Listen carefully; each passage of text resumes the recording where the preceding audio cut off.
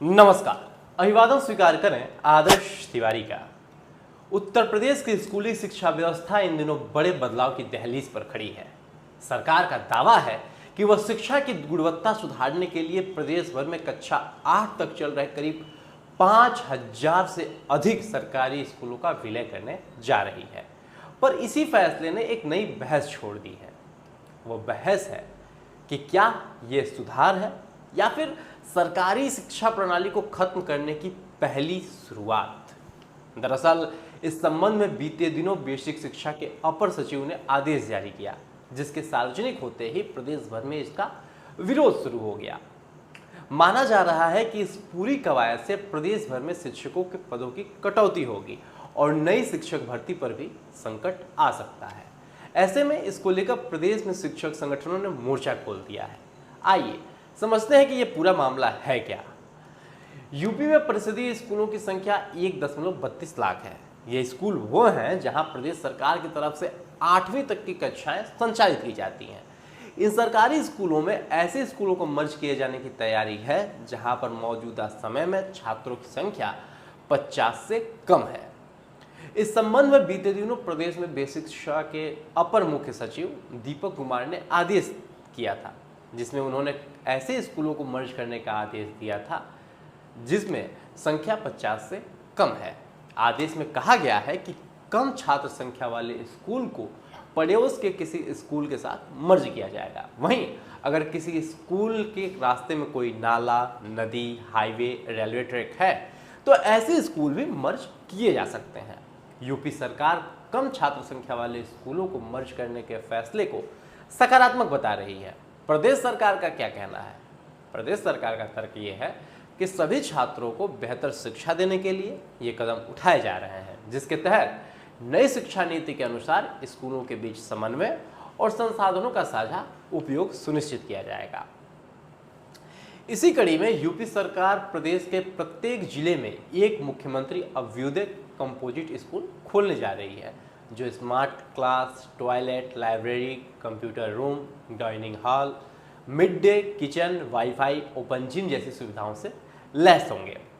प्रशासनिक आदेश तो जारी हो गया, लेकिन इसका सीधा असर उन गांव और दूर दराज के इलाकों पर पड़ेगा जहां ये स्कूल महज शिक्षा का नहीं बल्कि संघर्ष और उम्मीद का केंद्र है। यूपी में इस साल 65,000 शिक्षकों की भर्ती प्रस्तावित थी। अब जब स्कूलों के विलय की कवायद शुरू हो गई है तो ऐसे में नई शिक्षक भर्ती पर संकट मंडराता हुआ दिख रहा है। माना जा रहा है कि स्कूल मर्ज किए जाने से वहां पढ़ा रहे शिक्षकों को भी खाली पड़े पदों पर समायोजित किया जाएगा। इससे शिक्षकों के खाली पड़े पदों पर पुराने शिक्षकों की तैनाती हो जाएगी। हालांकि इस फैसले के खिलाफ शिक्षक संगठनों और प्रतियोगी परीक्षाओं की तैयारी कर रहे युवाओं में नाराजगी देखी जा रही है। सेव विलेज स्कूल अभियान के तहत सोशल मीडिया पर अब तक 1.25 लाख से अधिक ट्वीट किए जा चुके हैं। लेकिन आपको नियम बता देते हैं कि किन नियमों के अंतर्गत ये जो विद्यालय हैं उनका विलय होगा। आपको बता दें, इस संबंध में सभी जिलों के बेसिक शिक्षा अधिकारी यानी बीएसए को स्कूलों की मैपिंग और विस्तृत डाटाबेस तैयार करने का निर्देश दिया गया है। सरकार का आदेश साफ कहता है कि स्कूलों के मर्जर से पहले स्थानीय समुदाय और अभिभावकों की सहमति लेना अनिवार्य है।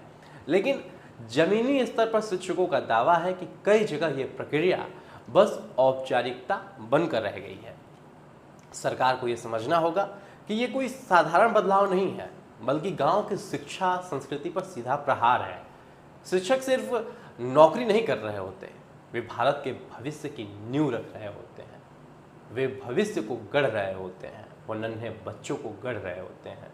अगर इन स्कूलों को बंद कर दिया गया तो गांव के बच्चे के लिए आगे की राह और कठिन हो सकती है। यह ज़रूरी है कि सरकार सुधार करे, लेकिन सुधार का मतलब खत्म करना नहीं होता। बदलाव ज़रूरी है, लेकिन ऐसा बदलाव जो कुछ बचा ही न छोड़े, वो सुधार नहीं होता है, वो सरेंडर होता है।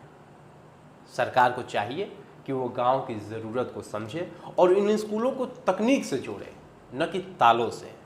क्योंकि स्कूल सिर्फ इमारत नहीं है, वो एक सपना है और सपनों को मर्ज नहीं किया जाता, संवारा जाता है।